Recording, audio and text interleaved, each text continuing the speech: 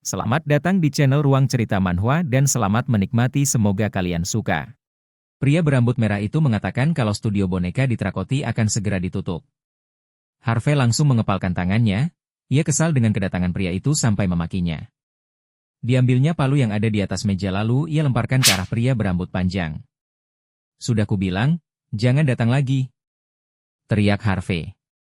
Dengan santai pria itu menghampirinya dan mengatakan jika ia mendengar kabar kalau kondisi Harvey parah.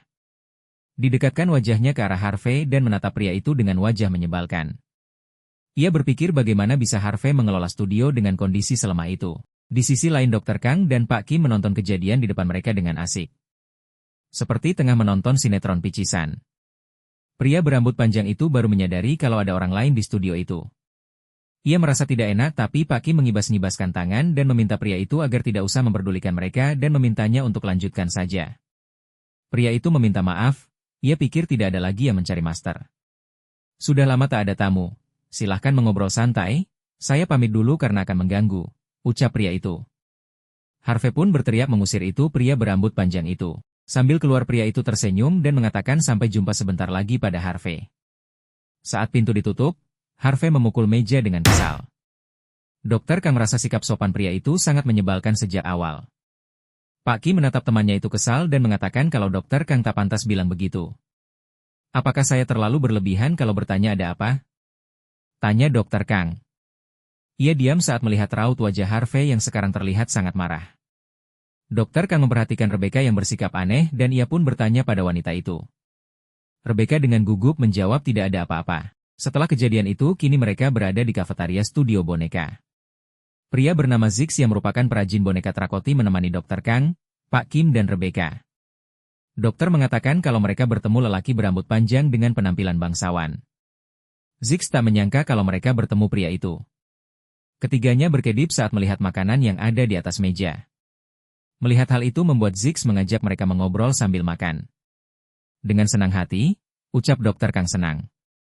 Zix pun menjelaskan kalau pria itu bernama Fangril Spencer. Pria itu pernah menjadi murid master sekaligus teman seangkatannya. Meskipun seangkatan, kemampuan Zix tak ada seujung kuku Fangril. Mendengar itu membuat dokter berpikir kalau pria itu elit. Zix pun kembali menjelaskan di antara murid-murid studio, tidak ada yang bisa menandinginya.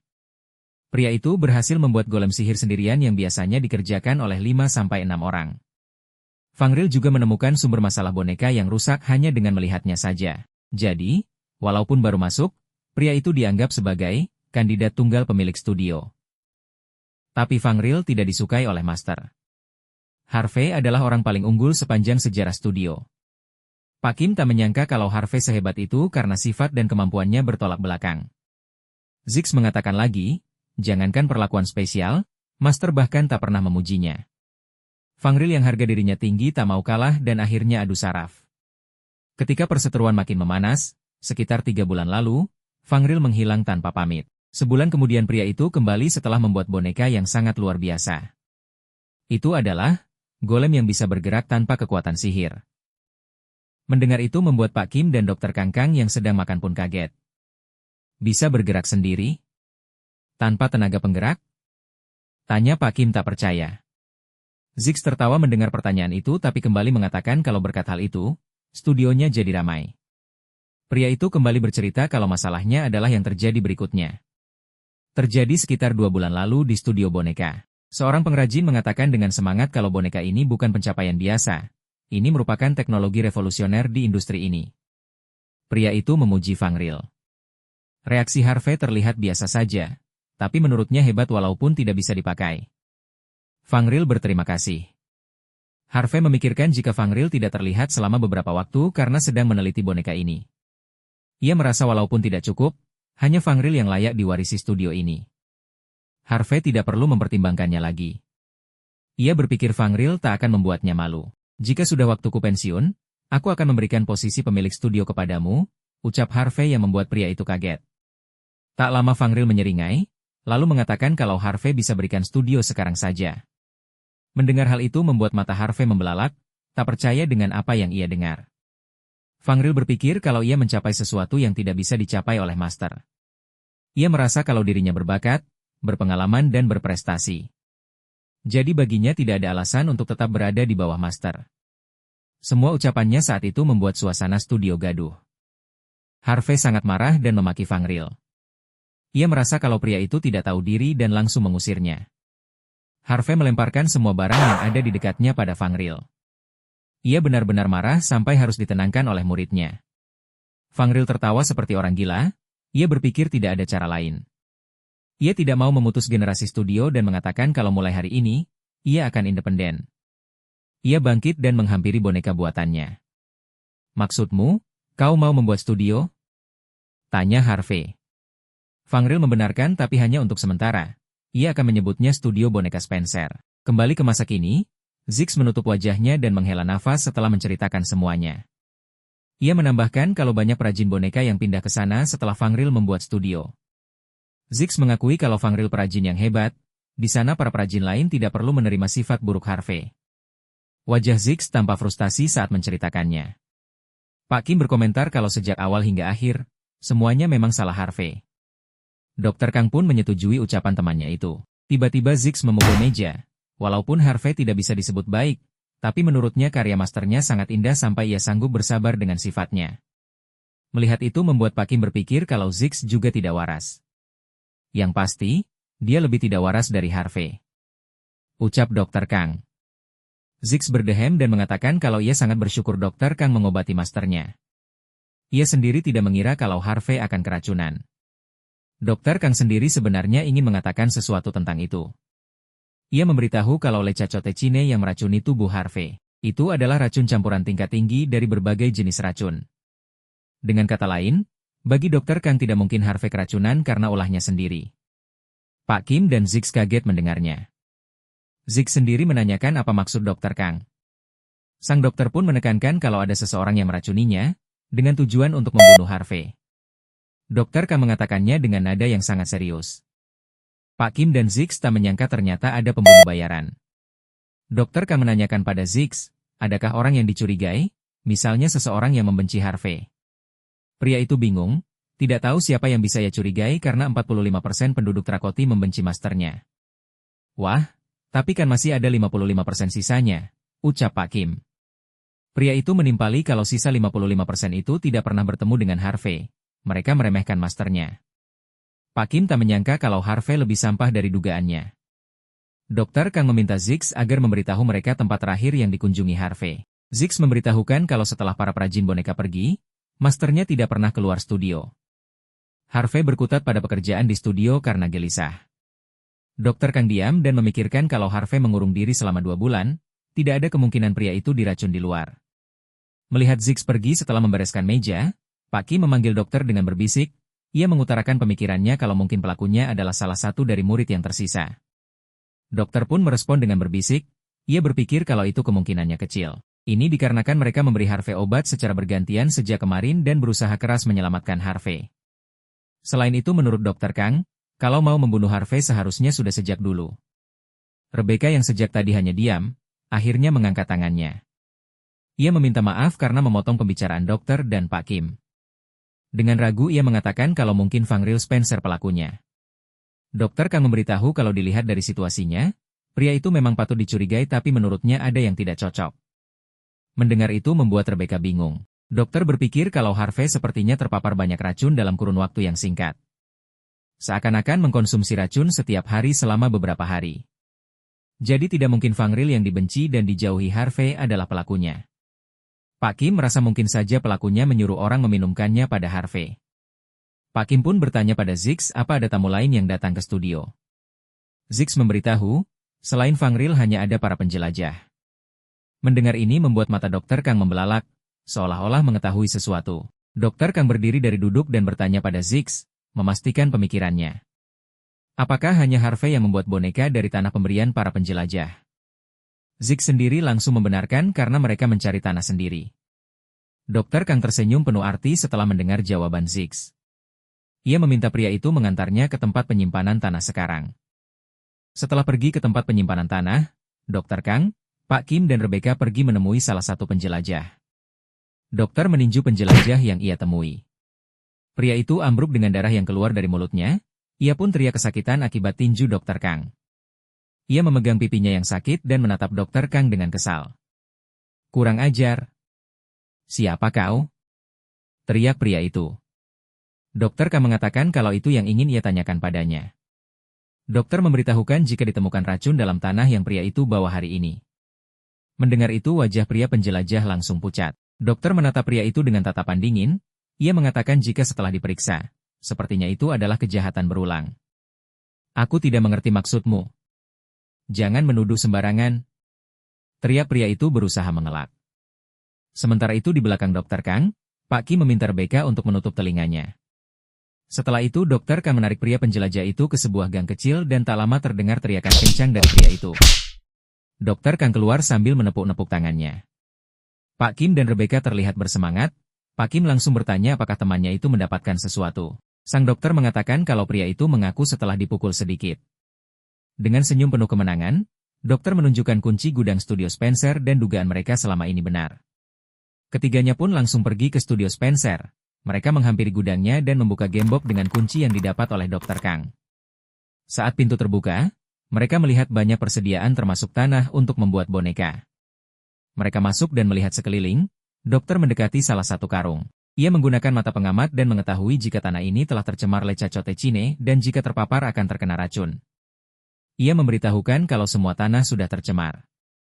Jadi, ini sudah pastikan? Tanya Pak Kim. Dokter Kang mengiyakan dan mengatakan kalau buktinya sudah di tangan mereka.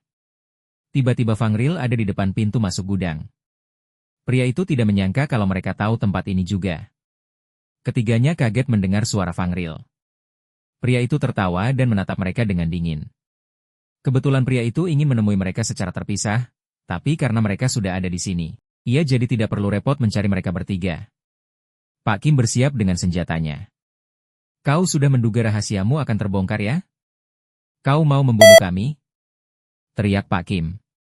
Fang Ril menanggapinya dengan tersenyum dan mengajak mereka minum teh bersama. Mendengar itu membuat Dokter Kang dan Pak Kim terdiam. Mereka pun mau tak mau mengikuti Fang Ril ke ruang tamu studio Spencer. Pria itu merasa Dokter Kang salah paham, ia tidak berniat membunuh Master. Dokter Kang merasa Fang Ril mau mengelak, padahal buktinya kuat. Fang Ril mengatakan kalau ia sungguh berniat memberi Harvey obat penawar di waktu yang tepat. Sementara itu entah kenapa Rebecca terus menundukkan kepalanya. Pak Kim bertanya kenapa Fang Ril melakukan itu. Dengan tatapan dingin Fang Ril menatap buku dengan lambang Wismel. Badan Keagamaan Wismel, ucap Dokter Kang datar. Pria itu memberitahukan tujuannya adalah membangkitkan Badan Keagamaan Wismel dan menyambut Dewi Wismel. Dokumen yang berkaitan dengan Dewi Wismel banyak tersimpan di studio boneka, jadi ia harus mendapatkannya.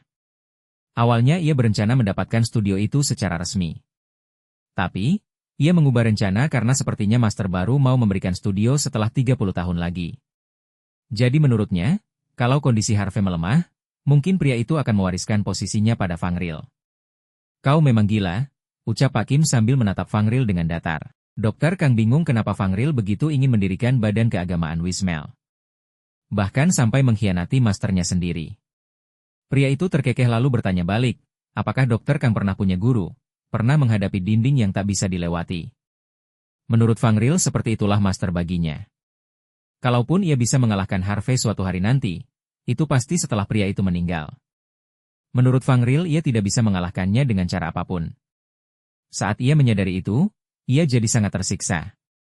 Sejujurnya, saya tidak mau tahu soal itu, ucap Dokter Kang dingin. Fang Ril menepuk kedua tangannya dan kembali mengatakan kalau ia teringat. Jika ia tidak bisa mengalahkan Harvey, ia akan menyeretnya ke bawah Fang Ril, apapun caranya. Wajah pria itu tersenyum layaknya orang yang sudah tidak waras. Dokter Kang membelalakan matanya, kaget dengan apa yang dikatakan pria itu. Menurut Fang Ril, jika Dewi Wismel muncul lagi, maka studio boneka yang melakukan dosa tak terampuni di masa lalu pasti akan hancur. Master yang merupakan pemilik studio, pasti akan kena karmanya. Jika Harvey tak bisa membuat boneka lagi karena dikutuk, ia tentu bisa mengalahkan Master selagi dia masih hidup. Kau tidak waras, teriak Pak Kim dengan tubuh bergidik ngeri. Dokter Kang bahkan merasa Fang Ril lebih gila dari Zix. Dokter terdiam dan berpikir ada yang janggal. Ia berpikir kalau pria di sampingnya ini masih menutupi sesuatu. Apa hanya itu? Tanya dokter dengan serius. Fangril menatap Dokter Kang lalu tertawa terbahak-bahak. Pria itu merasa dokter orang yang peka. Fangril mengatakan kalau ini hanya ambisi pribadinya. Alasan yang sebenarnya ia berencana mendirikan badan keagamaan Wismel adalah demi Trakoti. Dokter Kang bingung kenapa demi desa. Fangril menutup matanya dan meminta dokter lihat Trakoti yang sekarang. Desa berubah menjadi desa yang sangat tertinggal. Jangankan fasilitas pengobatan, di sini bahkan tidak ada hiler. Padahal, setiap hari ada pasien. Camar yang menyebabkan ini pun bergeming dan mengabaikan Trakoti. Terlebih lagi, ucap Fangril emosi sambil memukul meja. Hal ini membuat dokter dan Pak Kim sangat kaget. Fangril membungkukkan badannya dan kembali bercerita. Karena kelompok bandit berambut merah yang kejam, penduduk Trakoti yang tak bersalah jadi dipersekusi.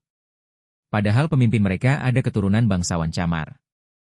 Pak Kim dan Dokter Kang langsung tahu siapa yang dimaksud Fangril. Dokter berpikir kalau mereka pasti akan dibunuh kalau ketahuan membantu geng Red Road. Fangril menunjukkan buku yang sejak tadi ada di atas meja. Ia menjelaskan kalau ini adalah catatan peninggalan leluhurnya yang dulu bekerja di studio boneka.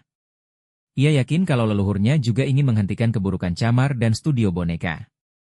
Jadi badan keagamaan Wismel adalah kekuatan yang dibutuhkan Trakoti saat ini. Jika kalian tetap ingin menghalangi saya, ucapan Fangril dipotong oleh Dokter Kang. Sang dokter mengatakan kalau ia tidak berniat menghalangi. Tak ada alasan baginya untuk ikut campur jika tujuannya baik. Ia malah ingin membantu secara aktif. Bohong, ucap Pak Kim dan Rebecca dalam hati. Mereka tahu betul sifat Dokter Kang seperti apa. Fangril pun mengajak mereka bertiga bekerja sama dengannya. Dokter bertanya bekerja sama bagaimana. Fangril pun meminta mereka untuk membujuk Master. Ia perlu bantuan Harvey untuk menurunkan Dewi Wismel dari surga.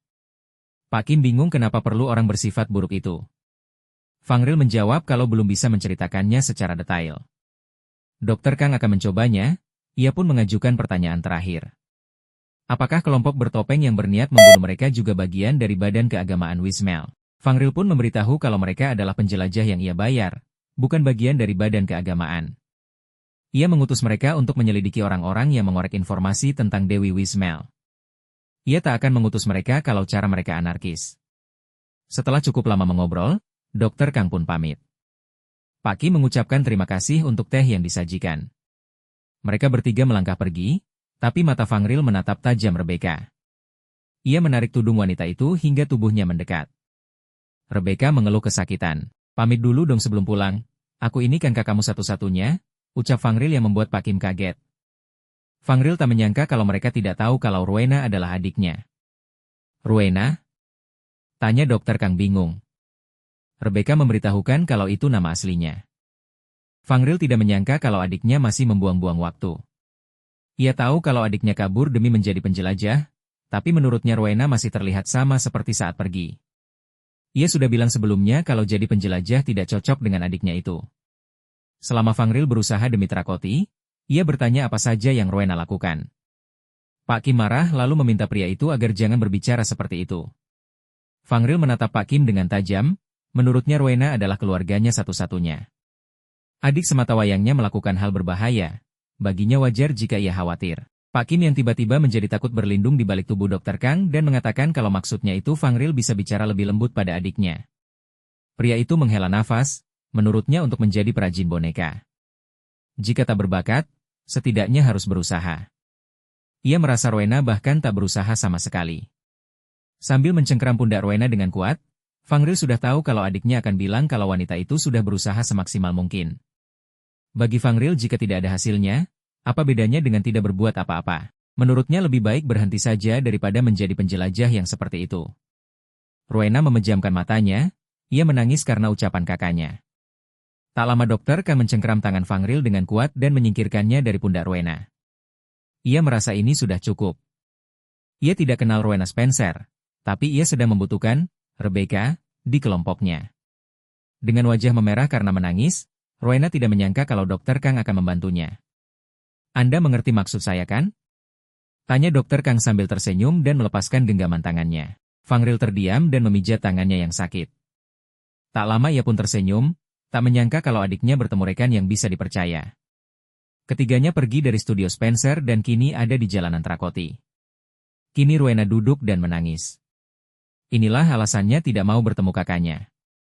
Dengan wajah lesu, Pak Kim pun bingung kenapa bisa orang seperti itu adalah kakaknya. Rowena merasa lebih sakit karena ucapan Fangril ada benarnya. Ia malah berpikir mungkin lebih baik ia berhenti menjadi penjelajah. Sambil menyerahkan ramuan pada Rowena, dokter mengatakan kalau orang yang terkurung di desa yang aman, tahu apa tentang penjelajah.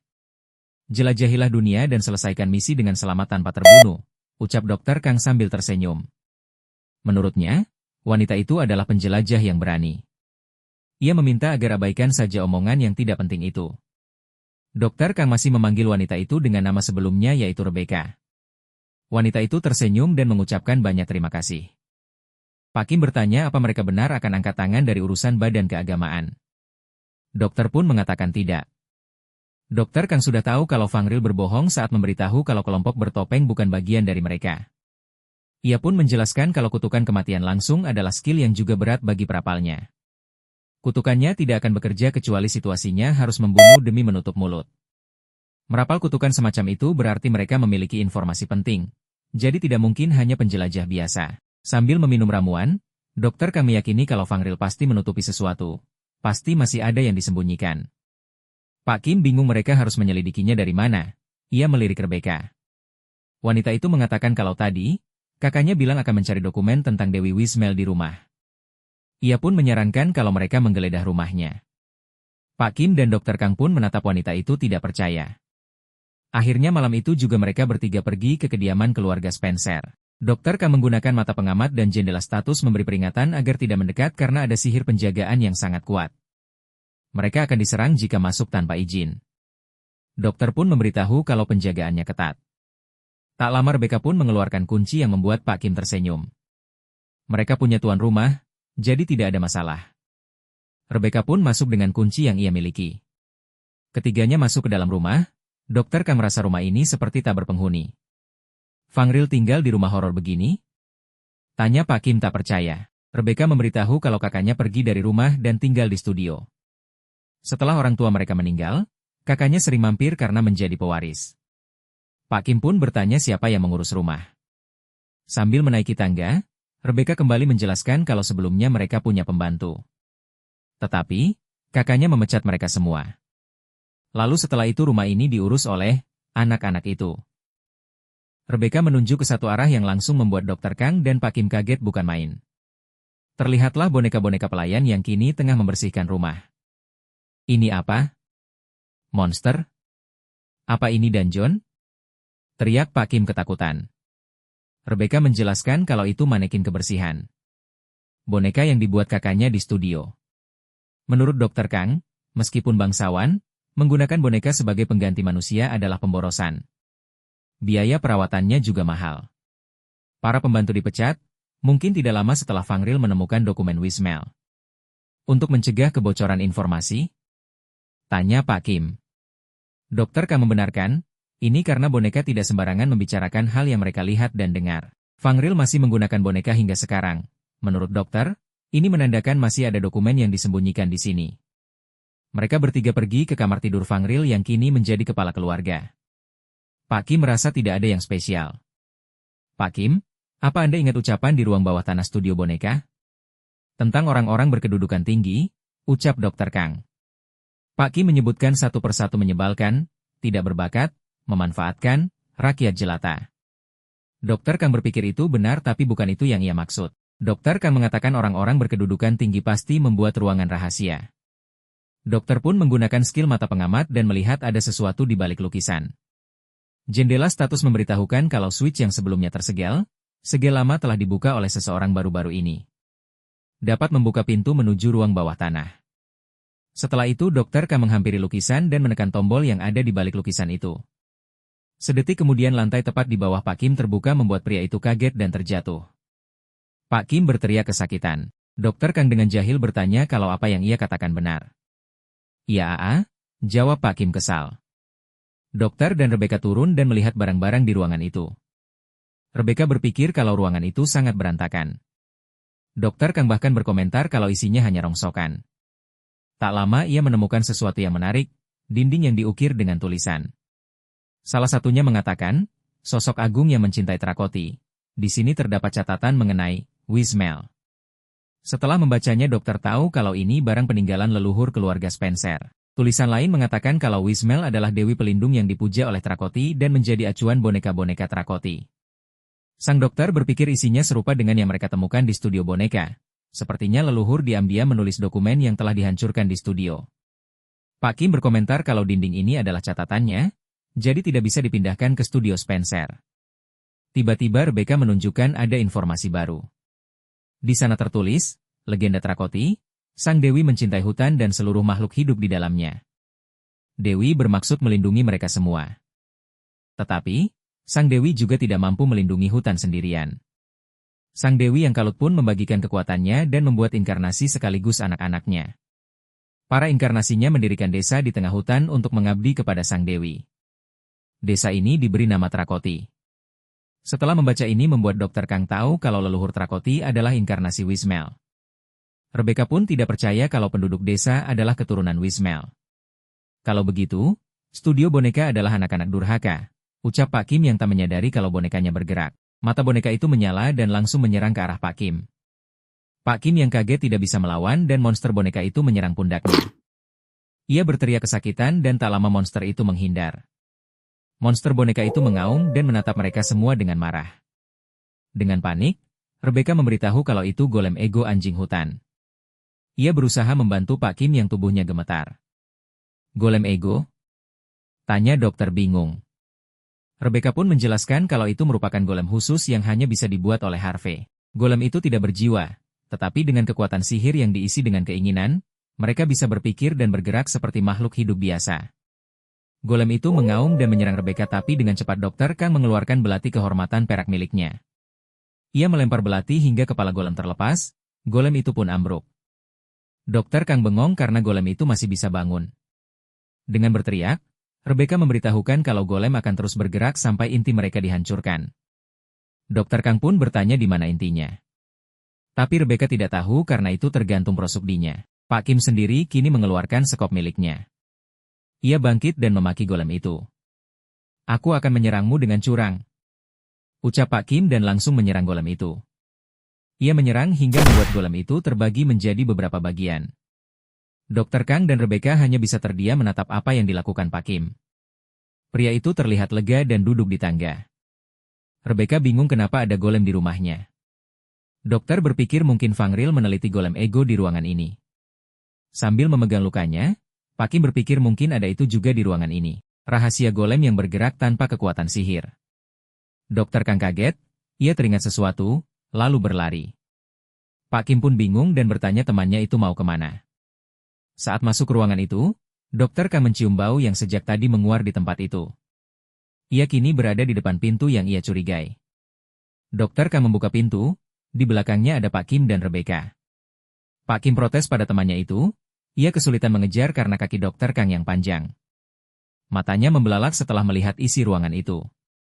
Banyak sekali bangkai binatang dan darahnya berceceran di mana-mana. Di atas meja ada bangkai kelinci, anjing hutan dan kucing. Rebecca merasa mual melihatnya, ini semua begitu menjijikan. Ia tak mengerti bagaimana bisa kakaknya melakukan ini. Dr. Kang memperhatikan salah satu bangkai yang menurutnya mirip dengan golem anjing hutan yang tadi mereka lawan. Pak Kim yang ikut melihatnya pun setuju dan berpikir apa mungkin Fangril membunuh mereka semua untuk menirunya. Rebecca merasa sepertinya bukan begitu. Dengan wajah ragu, ia mengatakan kalau kakaknya sangat andal, jadi tidak perlu menangkap binatang untuk membuat golem. Fangril hanya perlu selembar gambar. Lalu kenapa? Pak Kim tidak melanjutkan pertanyaannya saat melihat Dr. Kang pergi ke ruangan sebelumnya. Dr. Kang menghampiri golem yang masih bergerak-gerak itu. Di dalam hatinya ia berharap semoga ini tidak seperti yang ia pikirkan. Dokter menggunakan skill mengurai bintang hitam pada golem itu. Perlahan golem anjing hutan pun telah diurai.